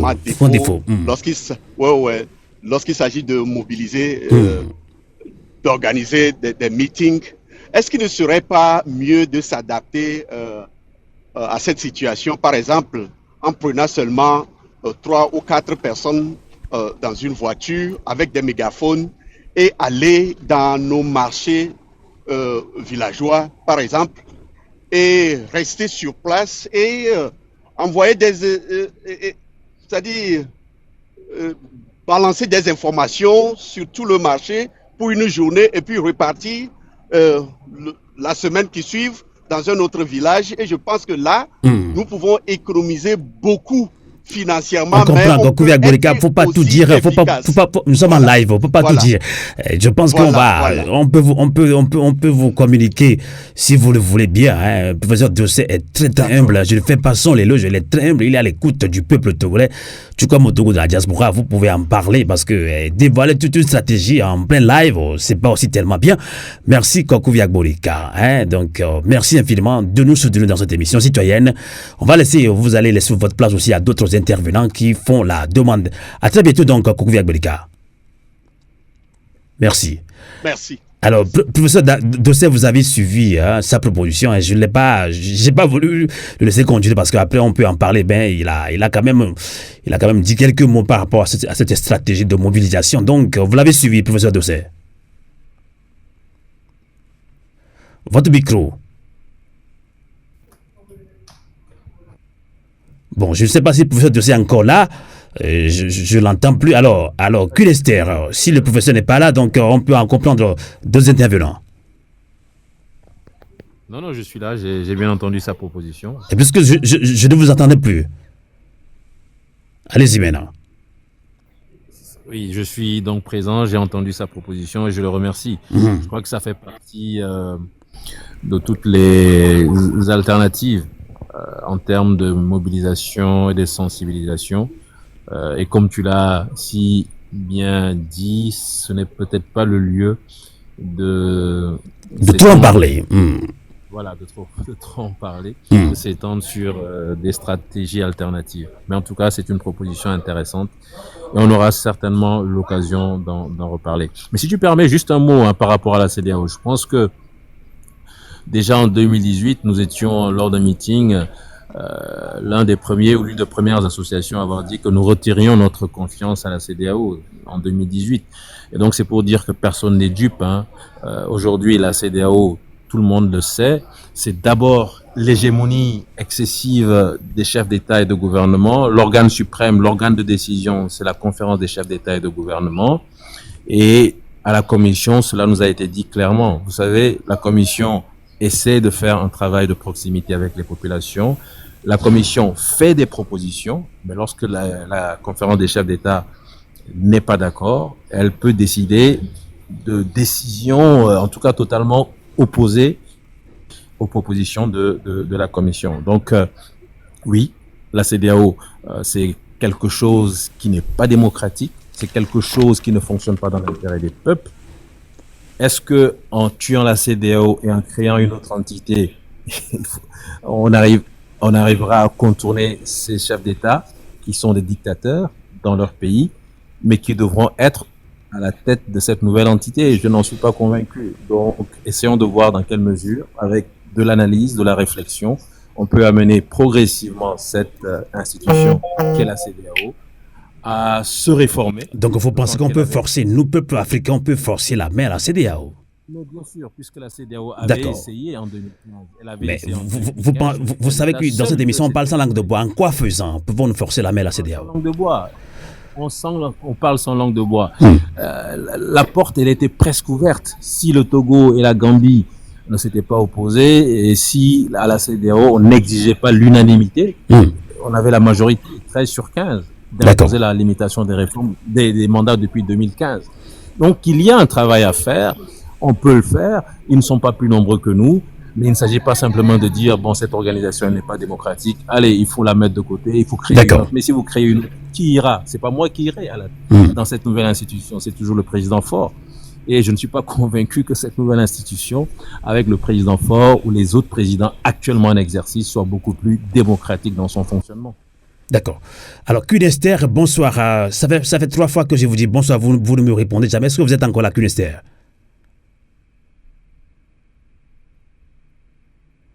Alors, non, elle est descendue pour donner sa place à quelqu'un d'autre, quoi. Non, en tout cas, j'arrive plus à comprendre. Si vous êtes 2 modérateurs, je comprends pourquoi les 2 modérateurs descendent là. Vous, franchement, vous me compliquez la tâche parce que elle devait rester bon. Fovi Katakou, alors, on prend qui alors? Merci. On va prendre Fokofi de Londres. Bonsoir, Fokofi de Londres.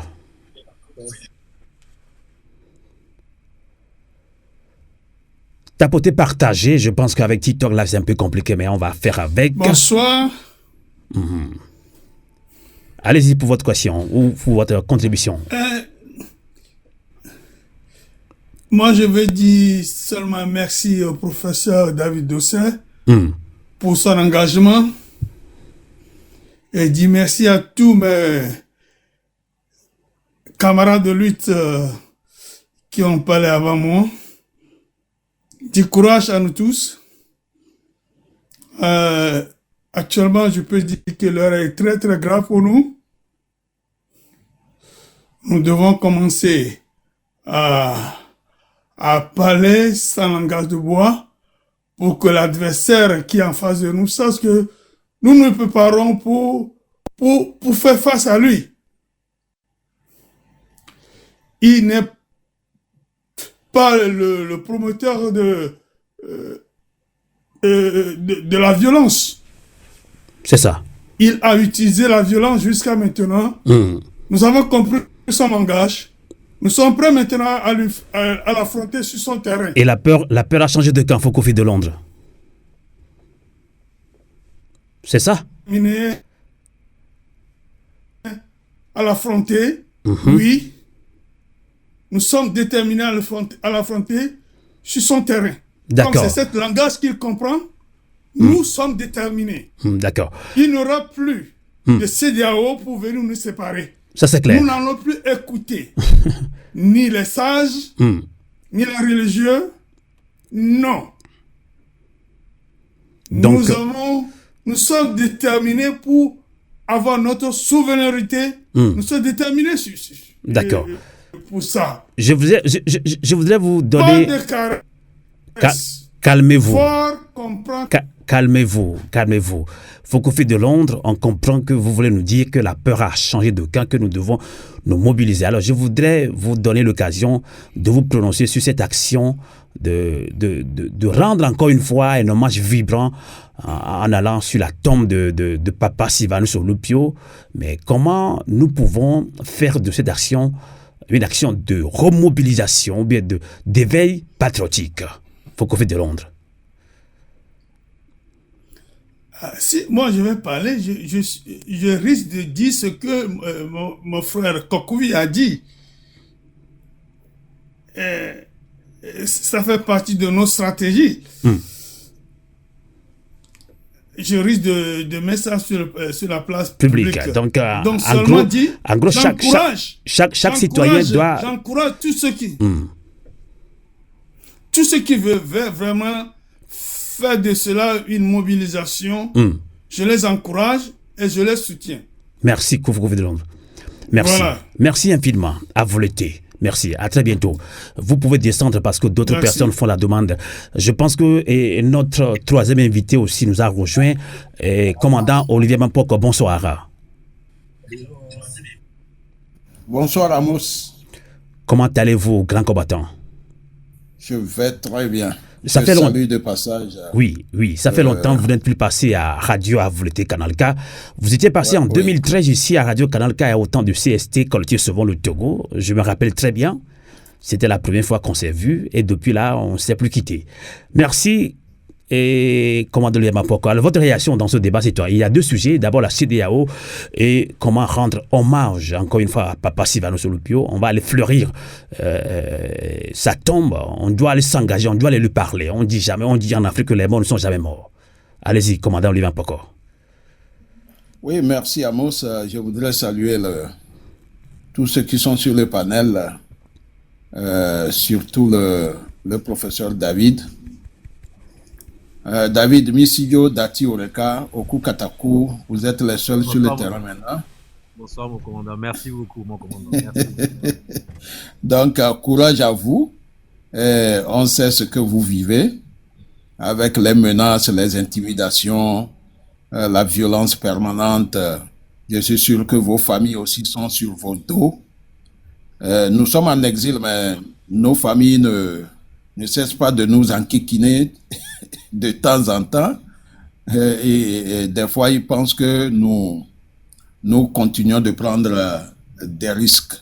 Mais quand on est sur le terrain politique, normalement, il ne devrait pas avoir de risques.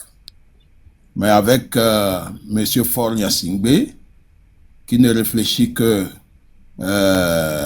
toujours par la violence, je pense que le peuple est en train de se préparer et son jour arrivera pour que la violence se retourne contre lui.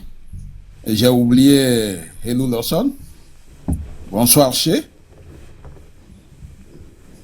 Bonsoir, mon cher commandant et combattant de tous les temps. Merci beaucoup, merci. Donc, Amos, par rapport à la CEDEAO, je voudrais dire aux Togolais que il faut qu'on se dise que nous avons grandi. Nous avons grandi, on n'a plus besoin de la CEDEAO. Et que tout le monde le sait, la CEDEAO nous a joué de nombreux tours. Voilà, quand on est sur le terrain des manifestations, et arrivé à un certain moment, quand ça n'avance plus, et on nous impose le dialogue, je pense que ça nous a toujours joué des mauvais tours. Il faut dorénavant préparer la jeunesse à affronter la dictature et tout faire pour la démettre. Il n'y a rien à faire. Sinon, on reviendra toujours au dialogue. Et pendant le dialogue, la CEDEAO, les membres de la CEDEAO savent toujours comment noyer l'opposition, notamment l'opposition togolaise. Il faut qu'on l'oublie. Nous avons grandi et on n'a plus besoin d'une institution comme cela qui prend toujours parti pour le plus fort. Donc, ce que je voudrais proposer aux Togolais, et peu importe comment l'armée togolaise est composée, nous devons toujours mettre la pression sur l'armée.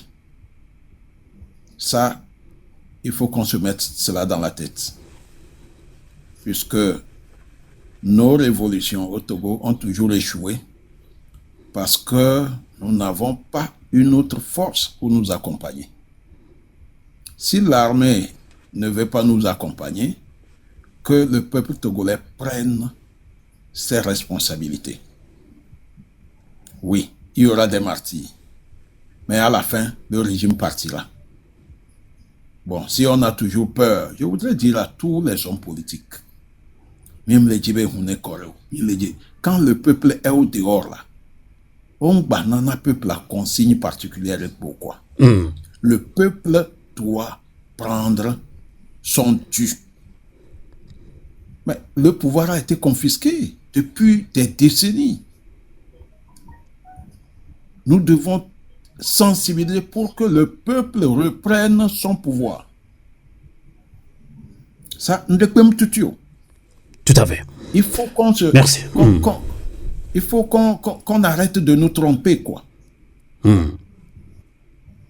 Le jour où le peuple sera au dehors, comme en 2017, comme en, je ne sais pas, comme en 2012, comme en 2005, comme en 91, il faut aller jusqu'au bout. Che Guevara a dit dans ses mémoires que quand on déclenche une révolution, on doit impérativement. Mais la question se pose, commandant Olivier Ampoko, comment faire revenir, comment faire revivre cette grande mobilisation qui, jadis dans le temps, a fait la fierté du peuple togolais quand même? Tout ce que je peux dire, c'est la sensibilisation. Sinon, le reste, on ne peut rien dire sur la place publique. Et on pense aussi aller parler au père de l'indépendance, Papa Sylvanus Olympio, c'est aussi un sujet important. Absolument. Il faut aller se ressourcer. Que les Togolais sortent nombreux pour faire les déplacements. Il faut aller se ressourcer là-bas, lui verser de l'eau, lui parler. Et avant cela, je souhaiterais que les Togolais qui croient en Dieu, il faut absolument mettre aussi Dieu comme main courante.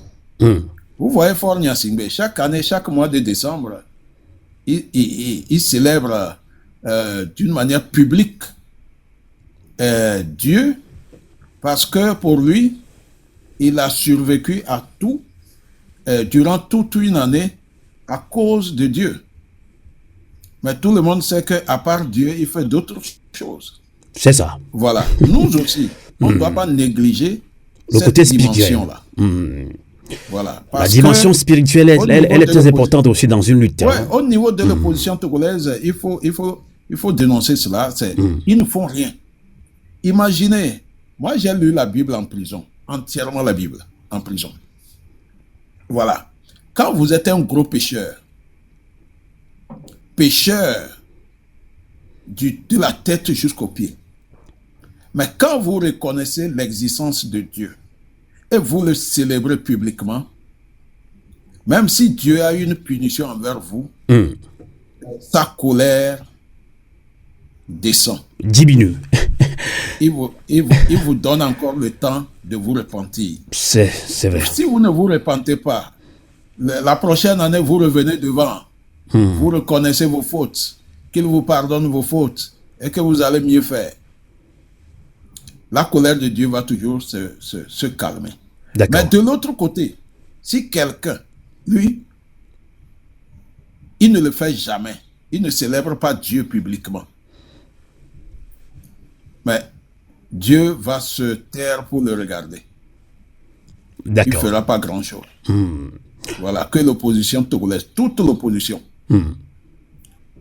priez, prenez Dieu comme main courante et combattez, comme le roi David, et vous allez voir.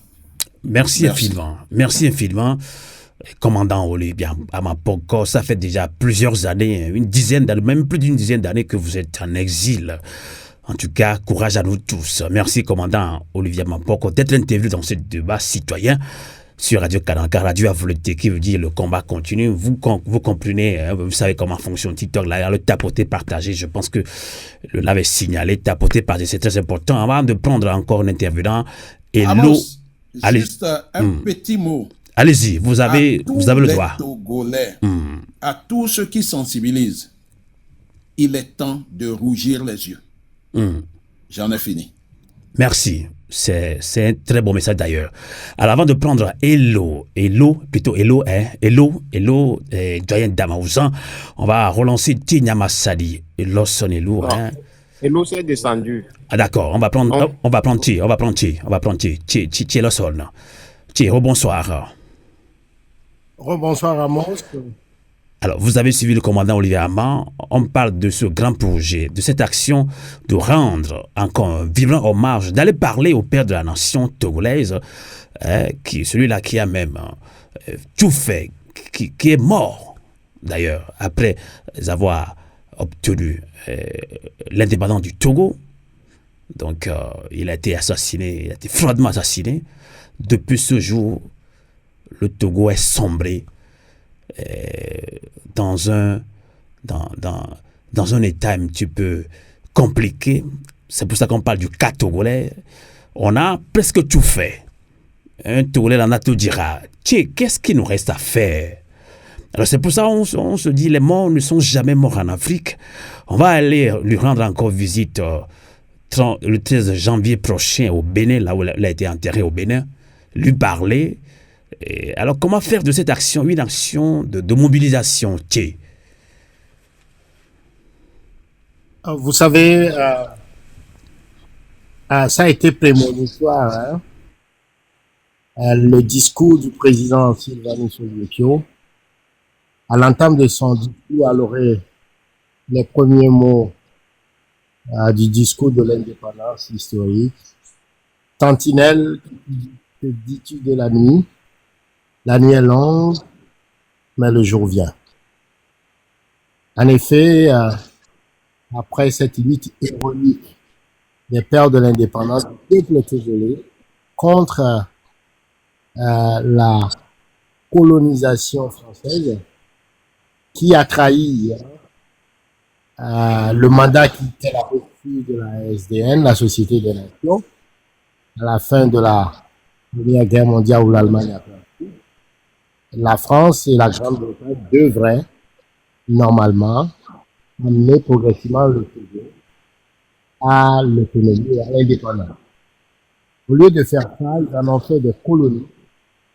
Le Ghana a réussi à apporter le Togo britannique à Gold Coast, le britannique. Les Français ont voulu faire de même. Ils ont rencontré la résistance des pères de l'indépendance, des nationalistes. Ils sont passés par tous les chemins, emprisonnement, fraude, violence, travaux forcés, esclavage et tout ça, mais ils n'ont pas réussi à avoir la détermination des pères de l'indépendance. Ça a cumulé avec les élections de 58, avec tout l'art diplomatique qu'on connaît au père de l'indépendance, Sylvanus Olympio, qui a forcé l'ONU à couvrir la seule élection libre et démocratique que ce pays a connue au temps colonial, et d'ailleurs jusqu'à ce jour, et qui a donné l'indépendance.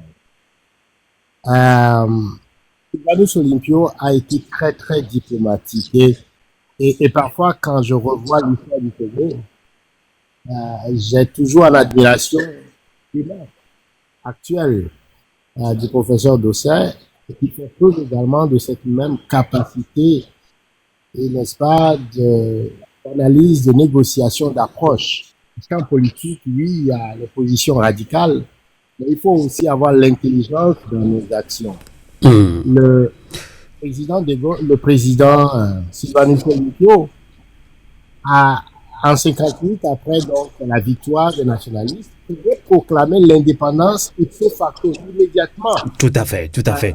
Je vais reposer ma question. Je sais que vous faites un bon développement, mais malheureusement, le temps est contre nous. Il ne nous reste que pratiquement 15 minutes ou bien 20 minutes puisque nous avons que 2 heures d'émission. Alors, je dirais que comment faire de cette action-là qu'a lancé Eli Kodjo Mablé et d'autres combattants de la diaspora, comment faire de cette action une action de remobilisation? Je sais que vous êtes un grand révolutionnaire. Quoi faire concrètement? Parce qu'à chaque fois qu'on lance une action, on a tendance à minimiser les actions. Moi, je suis un témoin oculaire de nos actions de la diaspora, puisque avec notre statut de radio, on va vers tout le monde. On a tendance à minimiser toute action. C'est pour ça que je vous pose la question directe, quoi. Il n'y a plus de temps à perdre, s'il te plaît. Oui, ok. J'avais toujours la dimension historique pour pouvoir comprendre la pertinence de nos actions. Tout à fait. À propos des actions, ça peut être une bonne idée, mais il y a, je dirais, des complexités. Vous voyez, quand on évoque la mémoire du président Sylvanus Olympio, c'est beaucoup de choses en même temps. Il y a sa mort. Je disais tout à l'heure, il a négocié avec De Gaulle pour que l'indépendance soit proclamée 2 ans plus tard. Néanmoins, la France a organisé son assassinat et l'a tué. Et il y a toujours ce mystère autour de sa mort. Les 50 ans, en tout cas 60 ans plus tard, 60 ans plus tard, toujours, les archives n'ont pas livré tous leurs secrets en ce qui concerne au niveau du côté de la France, ce qui s'est réellement passé.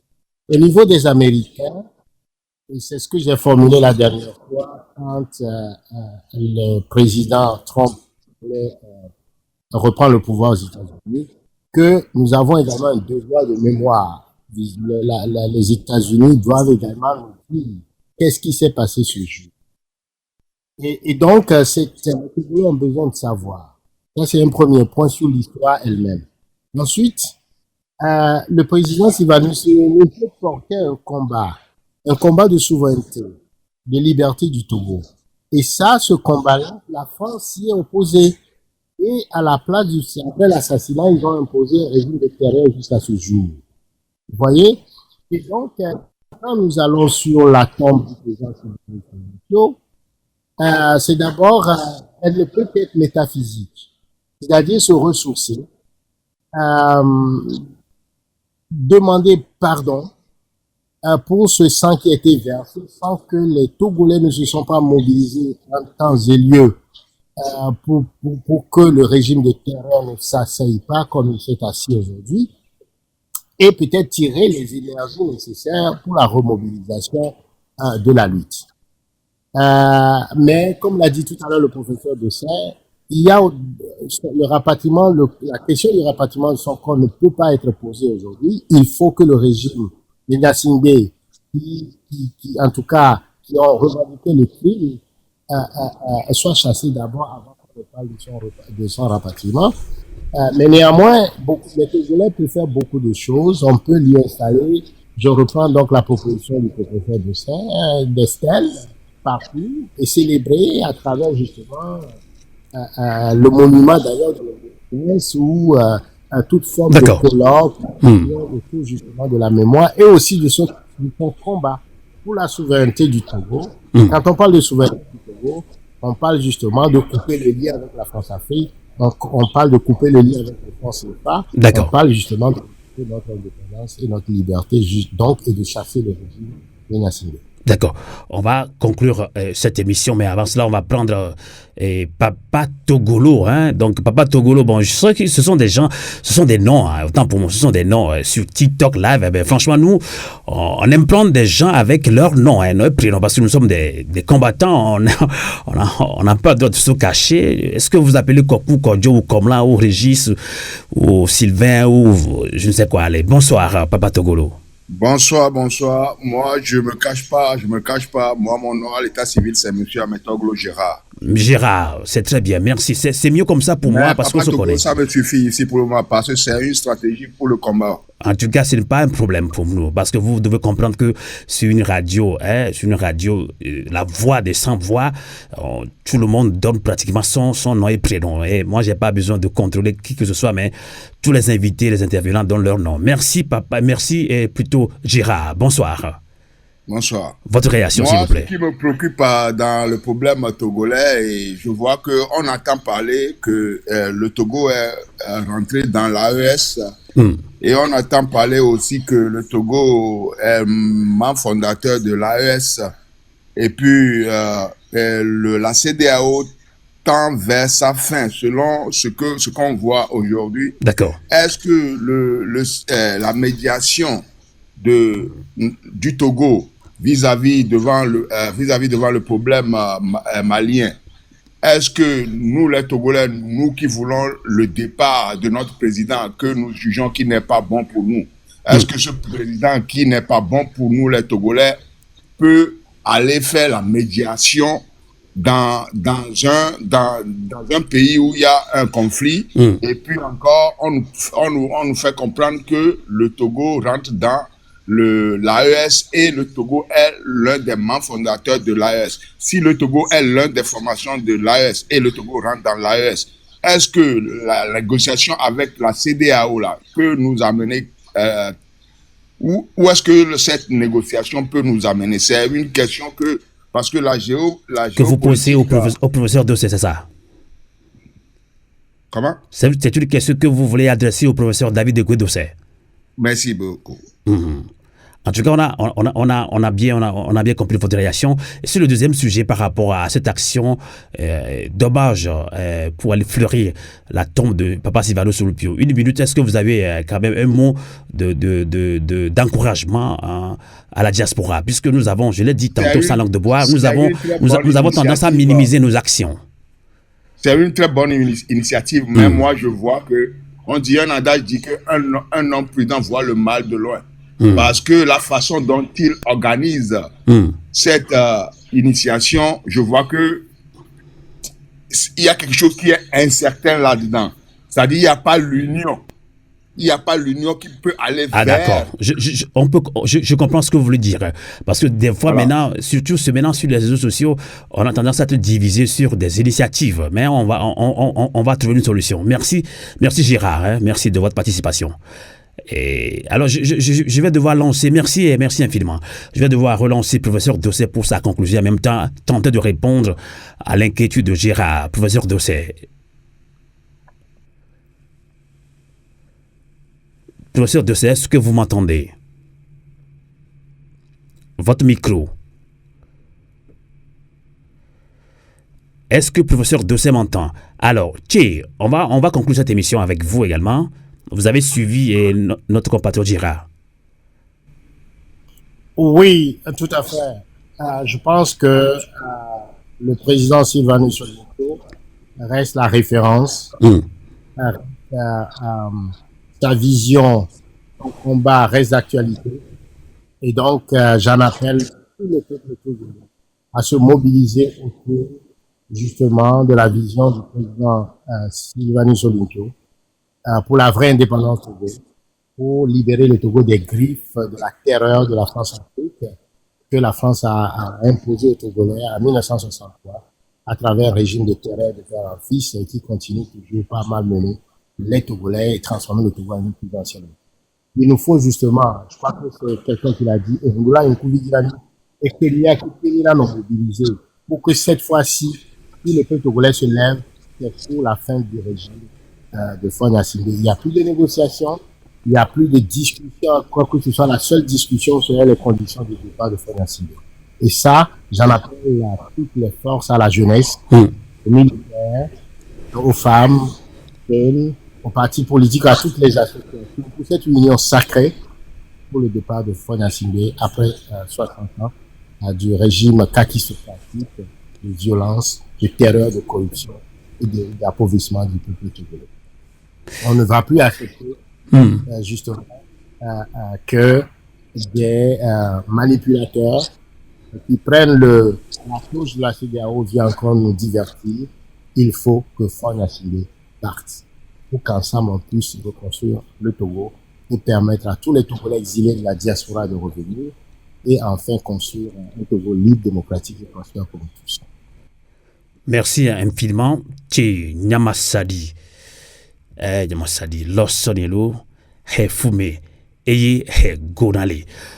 Très bien, merci. Vous êtes président du MTN, Mouvement pour un Togo Nouveau. Vous êtes un des membres fondateurs de Pyramide, Femme Pyramide, un mouvement qui axe ses actions sur la rupture, la résistance. Merci infiniment.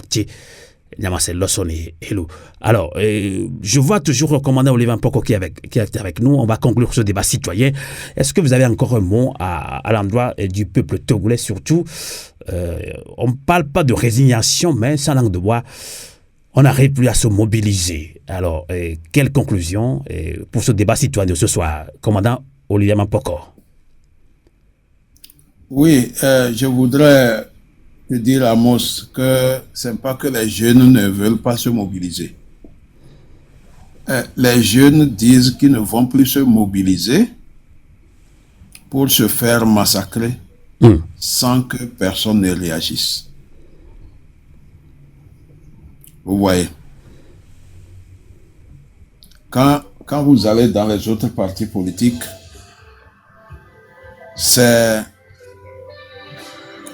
la jeunesse de la plupart des partis politiques, elle a peur de la prison et de la mort. Mais si quelque chose est fait pour qu'on les rassure, quelque chose pour les rassurer, qu'est-ce que les jeunes proposent? Œil pour œil, dent pour dent. Il ne faut pas se leurrer. N'ayons plus peur des mots. Œil pour œil, dent pour dent, là, qu'est-ce qu'il faut mettre dedans? Voilà. Sans ça, il n'y aura pas du monde dans les rues. Et une partie des jeunes désavouent les partis politiques. Voilà, c'est pourquoi il est nécessaire que les partis politiques et la société civile se mettent ensemble. Certains proposent qu'on fasse un moratoire sur les partis politiques et qu'on puisse aller ensemble. Ça aussi, c'est une solution. Voilà. Sans une union, la reprise aussi sera difficile. Et si reprise il y a, il faut rougir les yeux. Les gens comprennent à demi-mot ce que je suis en train de dire. Et quand on avance, il n'y a plus à revenir en arrière. Donc, pour toute la jeunesse togolaise qui chôme aujourd'hui, qui manque de tout, ils sont dans une misère indescriptible. À cette jeunesse, pour se libérer, il faut mouiller le maillot. Préparez-vous mentalement, spirituellement, pour aller au combat. Merci. En tout cas, merci beaucoup pour ce message rassembleur. Il faut un grand rassemblement. Même si je ne suis pas d'accord avec ce que propose le commandant Olivier Mpoko, étant combattant comme lui, ça ne sert à rien de tirer sur lui et le décourager. C'est de cela qu'il s'agit. C'est pourquoi commandant Olivier Poko parle d'une synergie d'action entre les partis politiques, la société civile ou encore les citoyens lambda togolais. Et Fovi Katakou, je peux te donner encore aussi, mais pas encore, je peux te donner aussi 2 minutes pour conclure ce débat, puisque au tout début, en tant que modérateur, vous n'avez pas parlé. Fovi Katakou, votre réaction. Oui, merci beaucoup pour l'émission. En fait, nous sommes en plein haricot citoyen chez Diego, ce qui fait que j'arrive pas à parler, quoi. Oui, il y a un peu de bruit ici. Il y a un peu de bruit ici, quoi. Il n'y a pas de souci, on comprend. Donc, salutations à Ras Diego. Merci pour votre engagement. Oui, il est ici. Diego. Oui. On te salue. Merci. Oui, ben, c'est vrai. Merci, Diego. Bonsoir à toi. Merci. On vous a suivi. C'est toute une assemblée qui vous a suivi. Hein. On est, comment on l'appelle? Il l'appelle communément haricot citoyen. D'accord. Donc, c'est un concept qui permet de faire de petits débats avec les camarades des quartiers. Infiniment. Donc, chaque vendredi, et moi et Fovi, nous organisons cet haricot. On prépare de l'haricot qu'on distribue ou qu'on partage avec les amis du quartier. N'en parlez pas trop ici, puisque oui, on se connaît. Il n'y a pas, oui, je n'en parlais pas trop, on comprend, on comprend et on connaît ce que vous faites aussi, on connaît. Okay, on sait. Merci. Ras Diego, merci infiniment pour la sensibilisation. Et la lutte continue. Oui. En tout cas, il y a trop de demandes, mais nous sommes arrivés à la fin de cette émission. Merci de l'avoir suivi. Et le débat continue. D'ailleurs, demain, il va y avoir encore un grand débat. On fera un effort de l'animer encore à 20h de Paris, 19h de Lomé. Donc, rendez-vous encore demain, puisque c'est la fin d'année. On doit animer beaucoup de live, d'émissions pour nous sensibiliser, pour nous réconforter. On va parler demain des hommes religieux, leur implication. Et quelques hommes religieux, notamment au niveau de l'Église catholique, osent le ton maintenant. Ils parlent, ils nous parlent. On va décortiquer tout cela demain. Rendez-vous donc demain à 20h de Paris, 19h GMT. J'invite tous ceux qui nous suivent de partager cette information pour qu'on se rejoigne demain à la même heure, 20h de Paris, 19h de Lomé pour ce débat. En tout cas, désolé pour... Oui. S'il te plaît, juste un petit mot. Vous avez le droit. J'ai dit quelque chose, œil pour œil, dent pour dent. Et je ne souhaiterais pas que les gens interprètent ça autrement. C'est dans le cadre de la légitime défense. Voilà. Retenez ça bien, que les Togolais retiennent bien. Sortez dans la rue, mais c'est lorsque vous êtes face à la violence qu'il faut absolument répondre par la violence. Et ça sera de la légitime défense. Nous avons ce droit. Et l'article 150 de la Constitution nous demande impérativement, c'est pas négociable, de nous lever contre l'imposture et surtout contre un pouvoir illégitime. Merci. Merci, commandant Olivier Poko, pour cette mise au point. Ainsi prend fin cette émission, mais avant de prendre congé de nous tous, rappelons-nous de ce grand message qui nous a réveillés, qui a réveillé nos grands-pères, mon grand-père, votre grand-père, nos grands-pères, nos grands-mamans, nos grandes-mamans, qui ont combattu pour notre liberté. C'est Papa Sylvanus qui l'a dit. Sentinelle, que dis-tu de la nuit? La nuit est longue, mais le jour vient. Nous attendons ce jour. Ça va venir. Mais ça dépendra de notre détermination. Alors, mobilisons-nous tous, 13 janvier prochain, pour aller parler à Papa Silva. Pour lui dire, il n'est pas mort. Il n'est pas mort. Il est avec nous. Nous devons lui parler, de nous souffler dans nos oreilles son courage, sa détermination, car cet homme n'a jamais eu peur. La peur doit changer de camp.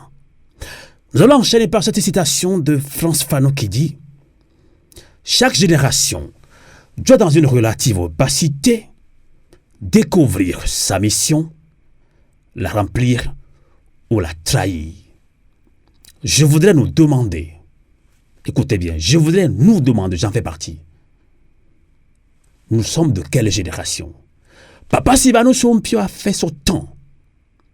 Un homme rigoureux. Un homme de combat. C'était sa génération. Il avait découvert sa mission. C'est pourquoi il a dit, Frantz Fanon, chaque génération doit, dans une relative opacité, découvrir sa mission.